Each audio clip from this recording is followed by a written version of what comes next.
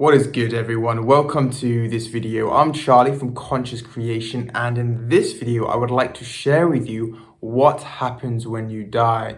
I'm also giving away one free distance healing this week, so for your chance to win that, all you need to do is comment "I am healing" below, and I'm going to announce the winner towards the end of this week.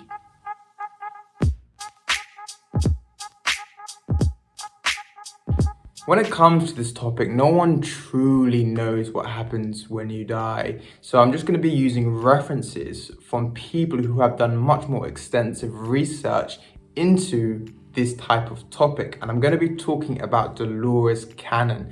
Now, unfortunately, she passed away a bit of time ago, but in her life, she was this hypnotherapist.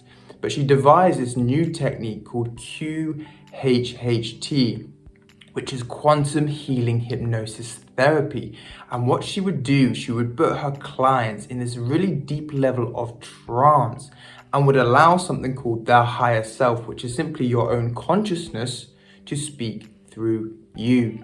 I remember when I went through my spiritual awakening in the beginning of 2018, one of the first things that I went to go and do was see a QHHT practitioner. And I remember being put in this deep level of trance, and I had this list of questions, all of these things that I wanted answered, and I don't remember saying a single thing during this hypnosis, but it was all coming through me, and it gave me all of these answers, which was amazing.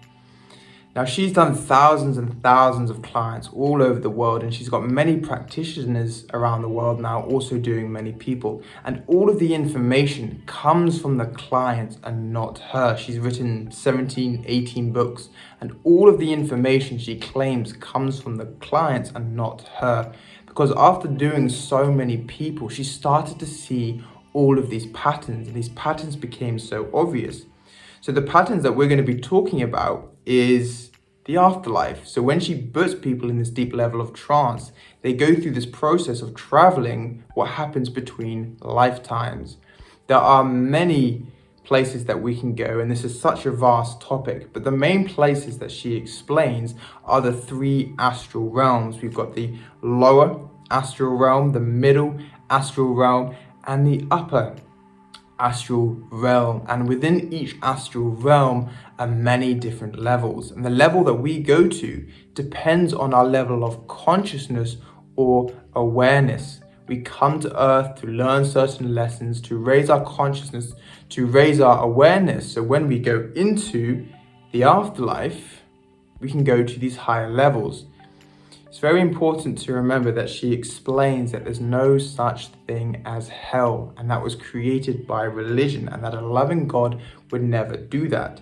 But you have the lower, middle, and upper astral. She also explains that during nighttime is our soul can leave our body. Our astral body can go to these places because our soul doesn't get tired like our physical body does, and it doesn't want to sit around in our body all night, so it goes to these astral realms. We can very rarely remember this information because it would just confuse us and it wouldn't help us out. But we have something called a silver cord connecting our physical body to our astral body. Whenever we die, this silver cord is severed. Many people who have experienced a near-death experience have this feeling of being pulled into the light, of going to the other side, but they never quite go all of the way due to this silver cord. So I'm going to be explaining to you that of the middle astral realm. Because there's so much information on this, I'm just going to stick to this one for this video.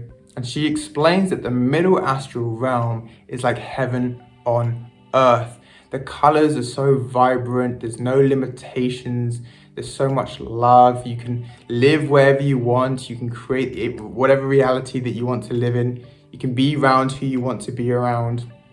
And she explains that the middle astral realm, or earth, is a very poor imitation of the middle astral realm because it's so much more vibrant. And she explains that when we go to this place in the afterlife, we can hang out there for a bit of time, but after we have spent enough time in the middle astral realm, we are then greeted by our spirit guides, and our spirit guides take us for something that is known as a life review. When it comes to this life review, we can be there with our spirit guides and also with these elders, which are highly evolved beings. And when we do this life review, there's no judgment whatsoever. The only judgment comes from ourselves.